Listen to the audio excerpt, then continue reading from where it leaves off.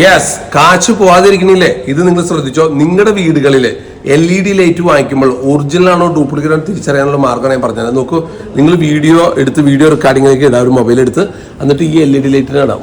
വെക്കണ്ട, ഇത് ബെറ്റർ ഉണ്ടാ, ഇത് ബെറ്റർ ഉണ്ടാ, കണ്ട, ഇത് ഡ്യൂപ്ലിക്കേറ്റാ. ഈ ലൈറ്റ് നോക്കി, അല്ല ഈ ലൈറ്റ് നോക്കിയേ, ഇത് വെട്ടുന്നില്ല, ഇത് ഒറിജിനലാ. ഈ ലൈറ്റ് നോക്കിയേ, അല്ല ഇത് ഒറിജിനലാ, വെട്ടില്ല, കണ്ടാ.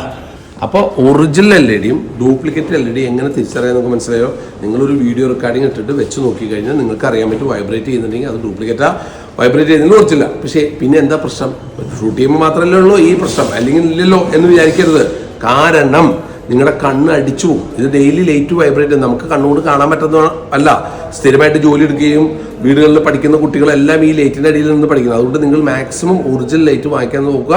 ഇത് പ്രകാരം ടെസ്റ്റ് ചെയ്തതിന് ശേഷം വാങ്ങിക്കുക. നിങ്ങളുടെ പൈസ പോകാതിരിക്കുന്നത് ഇതുമാതിരി വിലയേറിയ അഭിപ്രായങ്ങൾ നിങ്ങൾക്ക് കിട്ടണമെങ്കിൽ ഇതൊന്ന് സബ്സ്ക്രൈബ് ചെയ്ത് പോക്കോ.